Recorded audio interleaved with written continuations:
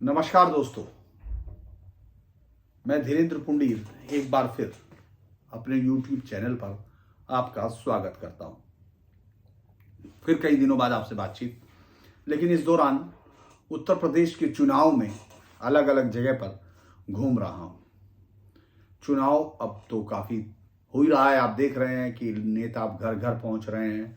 कल कैराना से अमित शाह जो गृह मंत्री हैं देश के, उन्होंने अपना पार्टी का चुनाव प्रचार शुरू कर दिया है। कल योगी आदित्यनाथ थे अलीगढ़ में, तो उधर जेपी नड्डा अमरोहा में थे।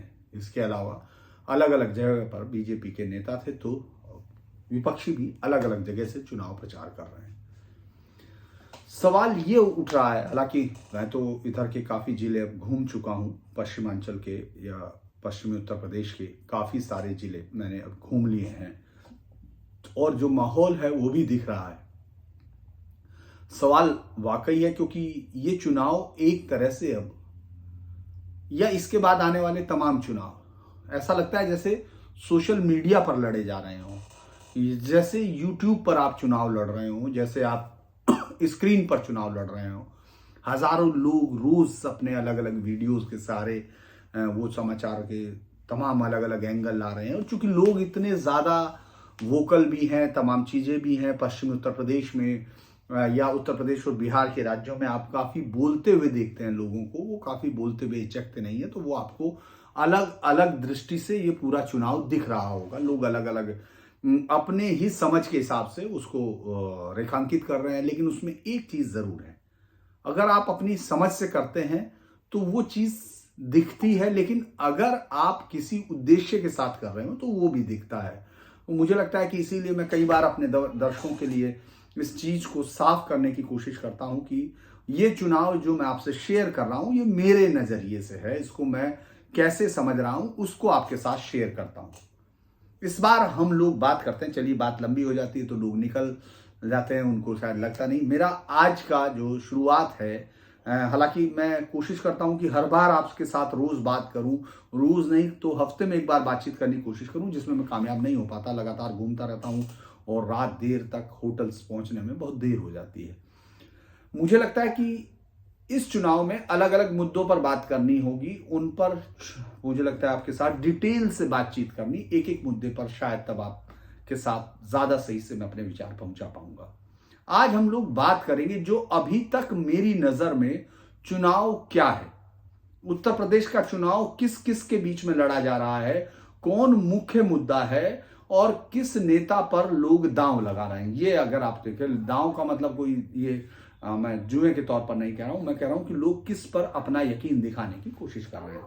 तो मैं आज थोड़ा सा अलग आपसे बातचीत करूंगा, क्योंकि मुझे लगता है कि जो चुनाव है वो ईमानदारी से शेयर किया जाना चाहिए। मुझे लगता है कि अभी तक मेरी नजर में पश्चिमी उत्तर प्रदेश का पूरा चुनाव योगी आदित्यनाथ की लहर पर चल रहा है। योगी आदित्यनाथ जो उत्तर प्रदेश के एक ऐसे मुख्यमंत्री हैं जिनको हिंदुत्व अपने चेहरे के तौर पर देखता है, चाहे वो हार्ड हिंदुत्व हो या सॉफ्ट हिंदुत्व, जिस तरह की डिवीजन करने की कोशिश अक्सर आप देखते हैं वो किया जाता है, और वो थोड़ा सा अपोलोजिस्टिक जो हिंदू हैं वो इस तरह के इसको डिवीजन भी करते हैं, और बाकी तमाम लोग तो इस्तेमाल करने में वो जितेंद्र त्यागी या यति नरसिंहानंद सरस्वती सबको एक ही साथ रख के सबको एक साथ नापते हैं, वो अपना अपना इस्तेमाल करते हैं। लेकिन मुझे लगता है कि पूरा उत्तर प्रदेश, पश्चिमी उत्तर प्रदेश में अभी आपको योगी आदित्यनाथ की लहर दिख रही है, लेकिन उस लहर को कौन रोक रहा है? क्या उस लहर के सामने अखिलेश जैन चौधरी का गठबंधन है? क्या बहुजन समाज पार्टी उसका मुकाबला कर रही है?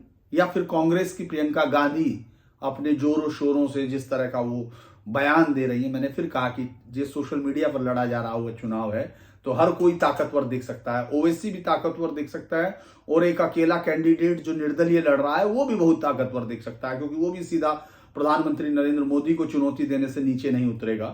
तो मुझे लगता है, और उसके भी आप ताली बजाते हुए दिखेंगे, और फिर इस तरह का ट्वीट कोई आ जाएगा, इस तरह का वीडियो आएगा जिसमें कहा गया सुनिए जरा मोदी, कान खोल के सुनो क्या कह रहा है ये आपकी आंखें खुल जाएंगी, इस तरह की चीजें आपको दिखाई देंगी, और बहुत सारे लोग उस पर, लाखों लोग देखकर अपनी अपनी राय बनाएंगे। लेकिन मुझे लगता है कि ये उत्तर प्रदेश का चुनाव योगी की लहर है। और अगर योगी को, पश्चिमी उत्तर प्रदेश की बात मैं कर रहा हूं, लेकिन इसको जो रोक रहा है उसको कोई गठबंधन नहीं रोक रहा है। ये लहर जो योगी आदित्यनाथ के सामने सबसे बड़ी चुनौती है, तो उनके विधायकों के खिलाफ एंटी इनकम्बेंसी है। ये बात आपको थोड़ा सा विरोधाभासी लगेगी, लेकिन मेरा यही रहता है कि मैं जो बोलता हूं उसको सही से समझ के जो मुझे लगता है उसको ही मैं आपके साथ शेयर करता हूं। पूरे चुनाव में मैं सहारनपुर से अगर आपके साथ शुरू करता हूं, वैसे तो सीट ब सीट भी हम लोग कर सकते हैं, क्योंकि जहां जहां मैं घूमता हूं उसकी तमाम चीजें जानने की भी कोशिश करता हूं। अगर आप यहां देखेंगे तो आप सीट ब सीट उत्तर प्रदेश में हम लोग, अगर सहारनपुर से जहां से मैंने शुरू किया था, बेहट मां शाकुंभरी देवी के उस दरबार से, जहां से तमाम लोग पश्चिमी उत्तर प्रदेश में चुनाव अभियान की शुरुआत करने से पहले जाकर वहां मत्था टेकते हैं, उस जगह से अगर मैंने अपने इस चुनाव के कवरेज को शुरू किया, तो मुझे लगता है कि तमाम जगह, चाहे हम लोग कहीं भी निकले हों, चूंकि सहारनपुर, मुजफ्फरनगर, मेरठ, बुलंदशहर, बागपत, शामली, कैराना, ये तमाम जगह जो हैं जहां मुस्लिम बाहुल्य क्षेत्र हैं, मतलब अगर उनको देखे संख्या के तौर पर भी देखे, जनसंख्या में भी, तो वो काफी बड़ा 30-33% से 41-45% तक की जनसंख्या उनकी आती है। उनमें सीट अलग अलग हो सकती है, डिस्ट्रिक्ट वाइज बता रहा हूं, बहुत सारी सीटों पर वो 50 से ज्यादा भी होते हैं। तो अगर इस तरह का हम लोग ये चुनाव को समझने की कोशिश कर रहे हैं, तो हमने वहां से शुरू किया, सहारनपुर से, यानी बेहट से शुरू करते हैं, जो बहुत ही टफ सीट बीजेपी के लिए हमेशा से मानी जाती रही है, और वहां से बीजेपी की जीत बहुत असंभव दिखती है। और वहां पिछली बार भी कांग्रेस के नरेश सैनी ने जीत हासिल की थी, और चूंकि नरेश सैनी इमरान मसूद के आदमी थे। लेकिन मैं यहाँ आपको चुनावी गणित नहीं, मैं इस समय आज की बात पर हूं कि यहां से अगर हमने शुरू किया तो लोगों के बीच में योगी आदित्यनाथ एक फैक्टर के तौर पर है। पूर्वांचल में जब मैं घूम रहा था तो वहां मोदी भी ग्रामीण इलाकों में थे, लेकिन वेस्टर्न यूपी के ज्यादातर इलाकों में इस वक्त पहले लोग योगी का नाम ले रहे हैं, साथ में मोदी, यानी आपको लगेगा जैसे योगी एक फैक्टर के तौर पर आ गए। मैं लहर इसीलिए कह रहा हूं कि वो योगी एक फैक्टर के तौर पर यहां मौजूद है।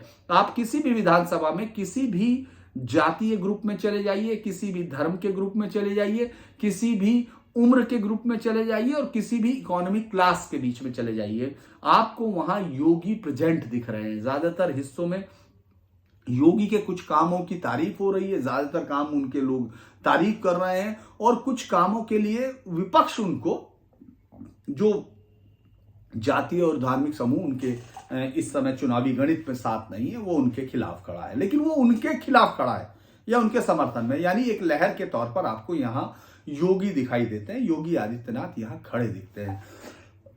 माफ कीजिएगा। तो योगी आदित्यनाथ जब इतने ज्यादा है तो फिर जीत में क्या बाधा है, यह सवाल आपके सामने खड़ा होता है।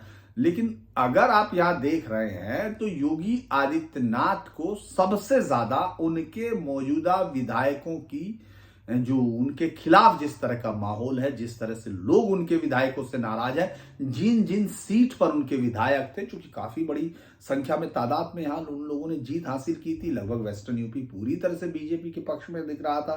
तो ये सवाल बड़ा है कि उनके विधायक इतने ज्यादा हैं तो किसके खिलाफ है। लेकिन आप ज्यादातर जगह पर अगर लोगों से बात करेंगे तो लोग बेहद नाराज हैं उन विधायकों से, क्योंकि लहर पर जीते हुए इन विधायकों ने अपने इलाके में जाकर झांकने की बजाय कोरोना जैसे समय में या ज्यादातर इश्यूज पर लोग इनसे खुश नहीं है। काम आपको दिख रहा है, योगी ज्यादातर जगह पर दिख रहे हैं, योगी कोशिश भी करते हैं प्रेजेंट होने की, ऐसा उन्होंने कोरोना में भी किया, लेकिन उनके विधायकों का विरोध ज्यादातर जगह पर दिखता है। तो मुझे जो पहला सवाल इन 8-10 जिलों को घूमने के बाद मेरे जहन में जो सबसे पहली चीज आई, तो क्या योगी की लहर को रोकने में उनके विधायक की जो एंटी इनकम्बेंसी वही है, आप शुरू से कर सकते हैं। मैं कुछ लोगों के नाम लेकर, हालांकि मुझे वो हो सकता है जीत जाए, मैंने आपको कहा कि वहां अगर वो जीत हो रही है तो उसमें इस बार पिछली बार से भी कम योगदान उन विधायकों का होगा जो वहां से जीत के आएंगे। वो योगी की लहर ओवर पावर कर जाएगी एंटी इनकम्बेंसी पर जब वो जीतेंगे।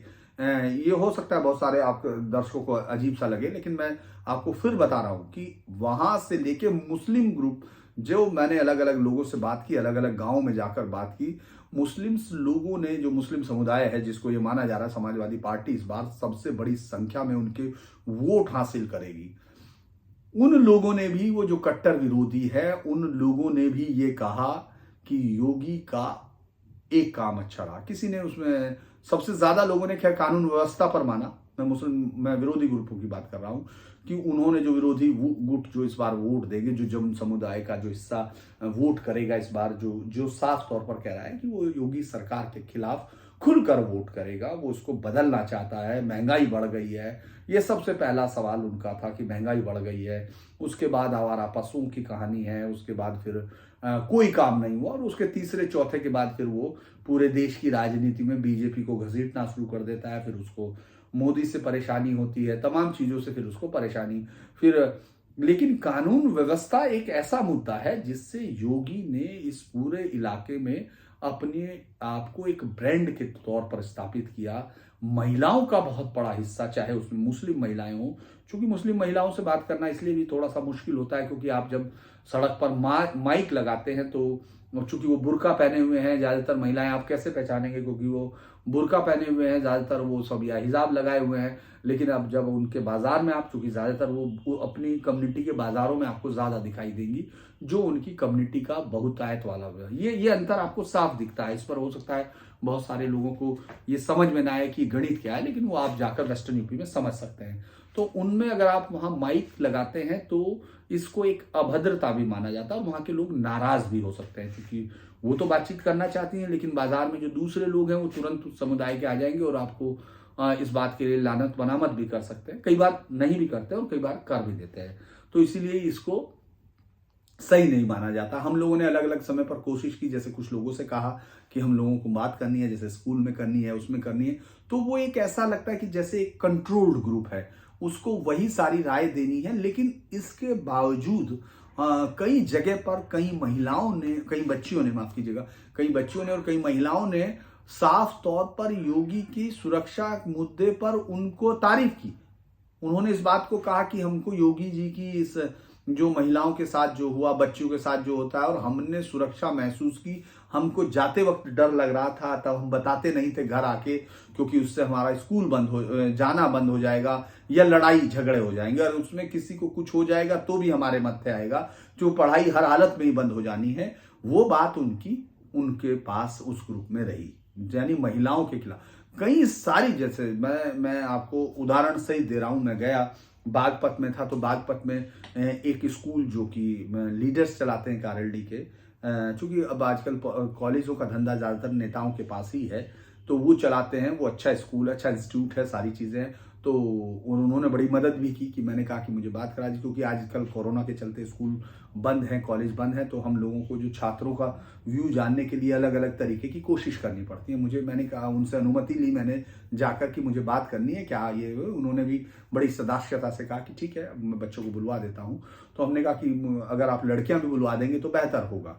तो वो सब बच्चियों के साथ और बच्चों के साथ वहां पहुंच गए, और हल्का सा इशारा किया बातचीत में। उन्होंने कहा कि जरा संभल कर बोलना है, किसको बोलना है जरा ध्यान रखिएगा, ये सब कहा। मैंने कहा कि नहीं, इनको इनकी राय लेने दे, और उनको तो आप ये, और मैंने बच्चियों से शुरुआत की। आपको ये हैरानी होगी, 10 से 15 बच्चों का जो ग्रुप था छोटा सा, बाकी सब बोली नहीं थी, 10 से 15 बच्चियां जो बोल रही थी, उनमें से सिर्फ एक बच्ची को छोड़कर 14 के 14 ने, जबकि मैंने फिर कहा कि वो किस तरह का ग्रुप था ये आप समझ सकते हैं। वो बागपत मुस्लिम, वो जाट चौधरी समुदाय है, उनकी बच्चियां का ग्रुप उसमें ज्यादा थी।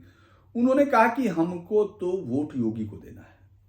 कारण क्या है? कारण वही सुरक्षा व्यवस्था है। हम बसों में आते थे, हम लोग सड़कों पर चलते थे, हमको अपना दुपट्टा तक बचाना पड़ता था।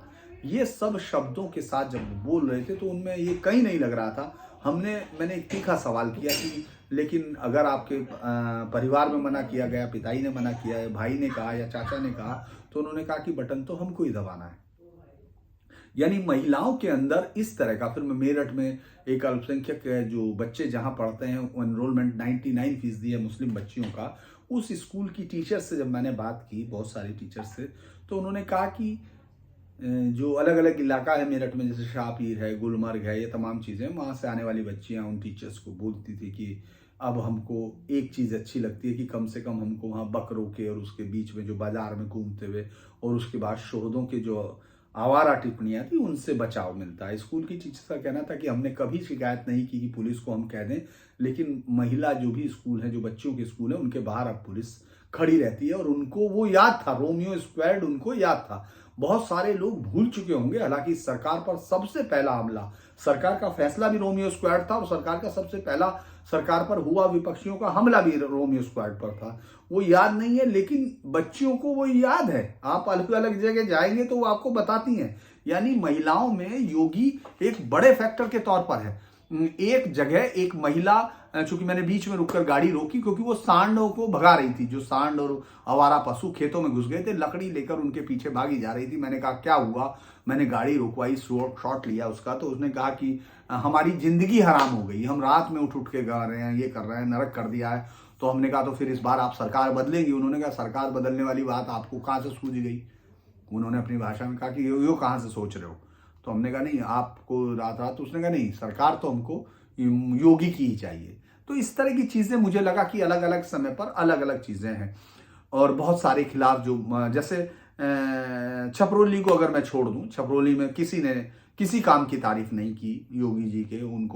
उनको उन्होंने कहा कि नहीं, चौधरी साहब के अलावा किसी ने कुछ किया नहीं है और नहीं नहीं सरकार ने नरक मचा दिया, ये हिंदू मुसलमान पर लड़ रही है, ये सब ये चीज़ें कर रही है और बहुत सारे और वो हो गए हैं। और हमने तो, मैंने पूछा आपने कभी किसी दूसरे को वोट दिया? उन्होंने कहा नहीं, हमने चौधरी साहब के अलावा किसी ने नहीं दिया।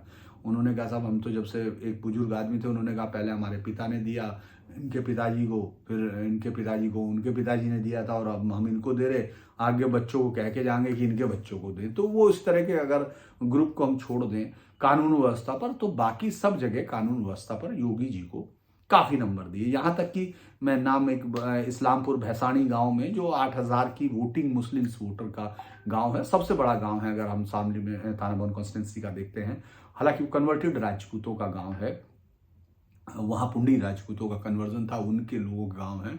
वहाँ एक ने, जब मैंने सवाल शुरू किया, मुझे मुस्लिम ग्रुप्स का ढूंढना था, उनसे बातचीत करनी शुरू की, तो दूसरे तीसरे पे जाते उसने कहा जी योगी को देंगे। तो मैंने सोचा शायद तंजिया लहजे में कह रहा है, तो मैंने पूछा कि आखिर आप योगी जी को क्यों दे रहे हैं वोट? तो उसने कहा कि हम इसलिए दे रहे हैं क्योंकि इस गांव के 50 से ज्यादा आदमी वहां जाके कपड़े बेच रहे हैं योगी उसके गांव में, ओवैसी के गांव में। तो ये सवाल बड़ा इंटरेस्टिंग था। मैंने कहा कि ओवैसी गांव में क्यों बेच रहे हैं? कहने साहब राजन थे, गिरे कटते, योगी ने काम पे लगा दिया, उन्हें पता कि पैर तुड़वाने से अच्छा कि वो कपड़े बेच लो जाके। तो कानून व्यवस्था, तो उस गांव में 1,000 लोगों ने कहा, 1,000 वोट का ये दावा है, मुझे मालूम नहीं, हम 10 मार्च के बाद अगर बात करेंगे तो मैं उस गांव पर जरूर आपसे बात करूंगा। और मैंने कहा भी है कि उस गांव के वोटिंग के बारे में मुझे जानकारी चाहिए कि कितनी वोट यहां से बीजेपी को मिली और कितनी अलग किस्म के।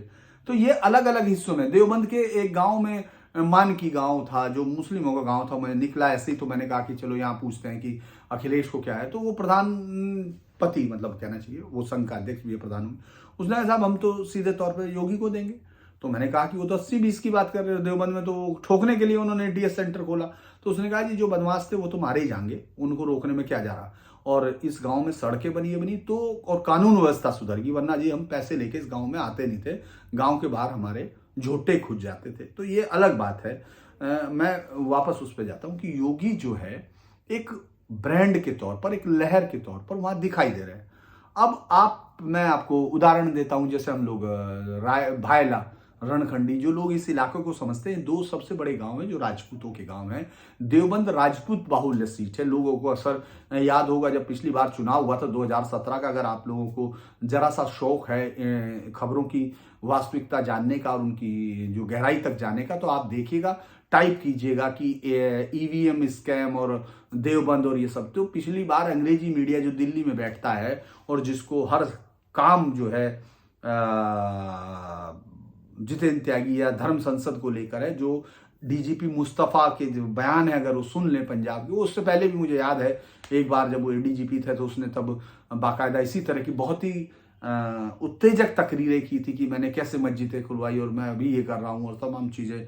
दीन का काम, वो उसी तरह से बोलते हुए आप सुन लेते। अगर ये काम कोई हिंदू अधिकारी के या बस वो भाजपा की पार्टी में होता तो मुझे लगता है कि इस पूरी दुनिया को अभी उल्टा घुमाना शुरू कर दिया गया होता, वाशिंगटन पोस्ट से लेकर तमाम जगह।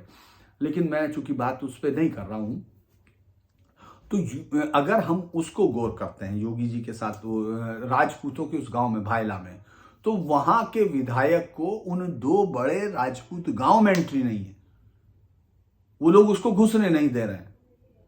हालांकि वहां लोकल कैंडिडेट का एक होने का, टिकट होने का जरूरी था। वहां जगदीश राणा के बेटे को टिकट मिलने की बात थी, जो राजेंद्र सिंह राणा के बेटे को मिलने की टिकट की बात थी, माफ कीजिएगा राजेंद्र राणा नहीं रहे, उनके बेटे को टिकट, कार्तिकेय को टिकट दिया जाना था। लेकिन उसके बावजूद उसका विरोध है पूरा का पूरा और बीजेपी ने उसको टिकट दिया है।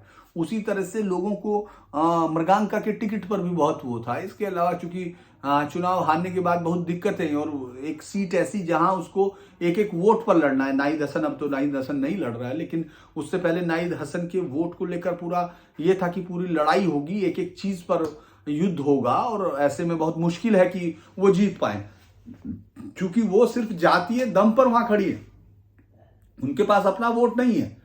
क्योंकि जिस तरह का सोफिस्टिकेशन हो जाता है, जिस तरह के माफ कीजिएगा कहीं आज वो, इस तमाम चीजों के बाद आप टिकटों का जो बंटवारा जिस तरह से हुआ, जिस तरह से कटने थे टिकट, और ये माना जा रहा था कि बहुत सारे टिकट काटे जाएंगे, लेकिन बीजेपी ने टिकट नहीं काटे। तो आप अगर गांव गांव जा रहे हैं तो स्थानीय विधायकों के खिलाफ लोगों की नाराजगी, और ये उस तरह की नाराजगी नहीं जो अमूमन हर चुनाव में हमको मिलती है, ऐसा भी नहीं है कि नहीं मिलती है। अक्सर लोग अपने मौजूदा विधायकों के बारे में बोलते ही हैं कुछ, लेकिन बहुत सारी जगह, जैसे मेरठ के मैं विधानसभा में घूम रहा था, तो उसमें गुजर बाहुल्य वो था, वो लोग वोट अभी भी देंगे बीजेपी को। उन्होंने कहा कि हम बीजेपी को वोट देंगे क्योंकि हमको तो योगी को जिताना है, लेकिन विधायक को हम गांव में नहीं घुसने देंगे। बाद में मुझे वो विधायक मिले, मैंने उनसे सवाल भी किया कि भाई आपका बहुत विरोध है, क्या चक्कर है? उन्होंने कहा नहीं साहब, वो तो सब जगह होता है, लेकिन मैं योगी जी की कृपा से जीत जाऊंगा। तो जो ये योगी जी की कृपा है, यही इस समय चुनाव के उसमें है। हालांकि जो समीकरण हम देख रहे हैं, चूंकि मैं अलग से बात करूंगा, समीकरण पर भी अलग से बात करूंगा, मुझे लगता है कि आज विधायकों के खिलाफ जिस तरह की एंटी इनकम्बेंसी है, वो आपको अलग अलग जगह पर जाएगी। जैसे आप छपरौली का विधायक बीजेपी में आ गया था, अभी आपके पास टिकट है, और वो खुद भी मुझे नहीं लगता कि इतना ज्यादा रखते होंगे कि उसको लग रहा होगा कि मैं टिकट लड़ूं। कई बार विधायकों जो पार्लियामेंट में, जो जिनको टिकट, जो पार्लियामेंट के सांसद हैं, उन्होंने अपने कुछ लोगों को टिकट दिलाने की ऐसे कोशिश की, जैसे कि वो टिकट में जो पुराने विधायक उनको रोक लिया गया, जबकि उनके बदलाव का बहुत जरूरी था। मुझे एक और भी याद आता है कि इस समय बहुत जरूरी था कि पेड़ को अच्छे से छांट दिया जाता ताकि फसल अच्छी आती, क्योंकि वो तमाम विधायक, ज्यादातर विधायक उस लहर में जीते थे। उस समय वो काम के दम पर वोट हासिल नहीं करके लाए थे।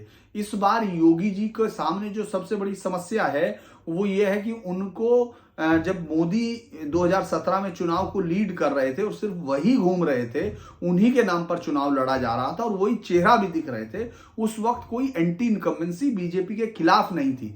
तो मोदी के लिए ये बहुत इजी था, क्योंकि लोगों को जिस तरह की विकल्पहीनता से और जिस तरह की गुंडई से वो गुजर रहे थे, उस समय का जो अखबारों को अगर आप उठा के देखते हैं तो जो लॉलेसनेस दिख रही थी, या करप्शन के इशू दिख रहे थे, या जातिवाद का जो एक उन लोगों को लग रहा था कि पराकाष्ठा है, तो उसको अगर आप गौर करते हैं तो विकल्प के तौर पर वो 2 पार्टियों को उलट पुलट कर रहे थे। ऐसे में बीजेपी, चूंकि 2001 के बाद आपने देखा होगा, राजनाथ सिंह के चुनाव के बाद, तो वो पार्टी जब मुख्यमंत्री थे राजनाथ सिंह, उसके बाद से तो ये पार्टी बिल्कुल नीचे चली गई। उसके बाद उसका सत्ता में आना तो बहुत दूर की बात है, 49 पर थे, 49 विधायकों तक पर आकर टिक गई थी। पार्टी का वोट बैंक बिल्कुल नीचे चला गया था 2009 के इलेक्शंस में, तो और खतरनाक तरीके से पार्टी लोकसभा में नीचे जा रही थी।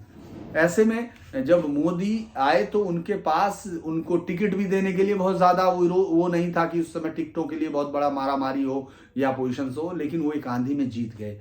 ज्यादातर जीते हुए विधायकों ने, चूंकि वो आंधी पर जीत कर आए थे, उन्होंने ये मान लिया कि ये वोट उनका नहीं है, ये वोट उनका नहीं, जीतना तो मोदी को और योगी को है, हारना उनको है। तो उस तरह के चुनाव माइंड सेट के साथ आप देखेंगे मंत्री। आप थाना भवन में, जैसे मैं घूम रहा था, बहुत ही अच्छा भाषण देते हैं जगदीश सुरेश राणा, और उसके बाद वहां पेमेंट नहीं हुआ है, गांव में अगर हम लोग पूछ रहे थे तो उन्होंने कहा कि आप हमसे क्यों पूछ रहे हो, आप सीधा जाके मंत्री से पूछ लो ना कि उसके भाई का पेमेंट हुआ कि नहीं गन्ने का। तो जो गन्ने का पेमेंट है वो एक बहुत बड़ी समस्या है। तो लोगों का जो विरोध है वो लगातार विधायकों से, उनको लगता है कि जो विधायक है उन्होंने काम नहीं किया है, विधायक उनके पास आकर नहीं बैठे, विधायकों ने उनके साथ मुलाकात नहीं की। और चूंकि 5 साल का वक्फा एक इतने ताकतवर बहुमत के साथ था जहां वो लोग काम करा सकते थे। एक और मजेदार बात यह है कि काम भी सब जगह हुआ है। आपको ये काम दिखता है, मतलब जैसे सड़कें दिखेंगी गांव के अंदर, बहुत सारी चीजें बनेंगी, जैसे बहुत सारे मकान बने हैं, ये सब चीजें हैं, लेकिन ये सब गौण हो जाती हैं जब ये पूरा चुनाव में अगर देखिए जो विरोध है, विरोधी जो पार्टियां हैं उनका गठबंधन है, उससे ओवरकम करने के बहुत सारे तरीके बीजेपी अपना रही है। उसने अपनी पूरी फौज उतार दी है। मैंने जिससे शुरुआत की उसके बाद प्रधानमंत्री मोदी हो सकता है किसी क्षेत्र में जाए, इस तरह से हो सकता है, उससे पहले वो रैलियां कर ही चुके हैं। लेकिन आप उस रणनीति का क्या करोगे जो आपके विधायकों के खिलाफ जनता की नाराजगी है, उसको दूर करने के लिए बार बार योगी जी को अपना चेहरा आगे रखना पड़ता है। योगी बार बार अपने लिए वोट मांग रहे हैं कि आप हमको दीजिए, और विधायक सिर्फ एक जो माफी मांगते हुए, आपने देखा होगा बहुत सारे विधायकों के अब इस तरह का विजुअल भी आपको दिखने लगे हैं कि वो माफी मांग रहे हैं कि हमसे गलती हो गई। चूंकि बीजेपी टिकट काटने में चूक गई, इसमें भी फिर बहुत सारी कहानी आती है कि क्या केंद्र ने उसमें रोका, या केंद्र पूरी ताकत के साथ उनको योगी जी को काम करने दे रहा है या नहीं दे रहा, क्या योगी जी की टिकटों के बंटवारे में नहीं चल रही थी। योगी इस पूरे चुनाव में वेस्टर्न यूपी के फैक्टर होने के बावजूद सबसे कमजोर पिच पर जब खेल रहे हैं, क्योंकि उनके जो बैट्समैन हैं वो फॉर्म में नहीं दिख रहे हैं, या उन्होंने बैटिंग के लिए प्रैक्टिस भी नहीं की, इस तरह का माहौल है। हो सकता है जी, मैंने फिर कहा कि इलेक्शंस उन दो के बीच में है, क्योंकि सपा और जो आरएलडी का गठबंधन है वो बहुत सारी चीजें उसमें ऐसी हैं जो मुझे लगता है कि बीजेपी को बहुत नुकसान पहुंचाने की स्थिति में नहीं आती हैं। वो ज्यादातर जगह पर इस तरह का नहीं। और योगी जी के लिए कुछ जो जातियों के गणित पर अगर हम बात करते हैं तो पश्चिमी उत्तर प्रदेश में जो दीगर जातियां हैं, जाट और मुस्लिम्स के बाद जो दीगर जातियां हैं, उनमें जैसे योगी जी का जादू चल रहा, लेकिन वही फिर वो नाराजगी है कि वो भी नाराज है अलग अलग विधायकों से, और खासतौर से विधायकों का अपना जो काम काज है उसका उनको जवाब देना है, जिसका उन पर जवाब देते हुए नहीं बन रहा है। तो मुझे शुरुआती जो सबसे बड़ी चीज लगी कि ये इलेक्शंस क्या योगी की लहर और उनके विधायकों की एंटी इनकम्बेंसी के बीच तो नहीं है, जिसमें योगी को उनसे ओवरकम करना है। चूंकि योगी जब आ रहे हैं तो उनको अपने विधायकों का कामकाज का हिसाब भी उन्हीं को देना है।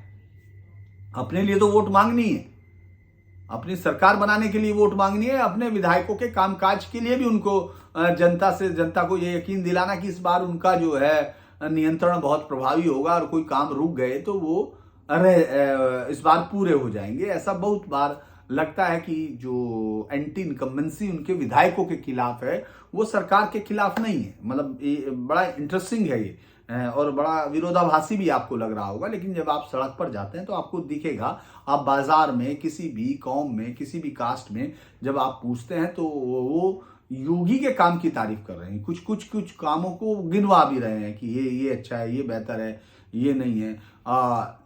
जो कुछ कास्ट वाइज है उस पर तो हम लोग अभी अलग बात करेंगे, किस तरह से जाट जो राजनीति है वो इस समय कहाँ तक आ गई है, और किस तरह से टिकैत की भूमिका क्या है। अगला मुझे लगता है कि जो मैं आपके साथ बात करूंगा उसमें हम लोग आरएलडी और समाजवादी पार्टी के गठबंधन का वेस्टर्न यूपी में क्या इंपैक्ट होने जा रहा है जाटों की सीटों पर, उस पर बातचीत करेंगे। लेकिन आज के लिए इतना ही। आपको अगर अच्छा लगे तो आप इसको लाइक कीजिए, सब्सक्राइब कीजिए और शेयर भी कीजिए, क्योंकि मुझे लगता है कि इसीलिए मैं लाइव पर नहीं जा रहा हूं, क्योंकि बहुत सारे लोग जब नहीं होते हैं तो आपको भी अच्छा नहीं लगता है, मुझे भी अच्छा नहीं लगता है। तो हम लोगों के लिए ये है कि अगर वो उनको सुनना चाहते हैं तो लोगों को, मुझे लगता है कि हम इस पर शेयर करें। नमस्कार।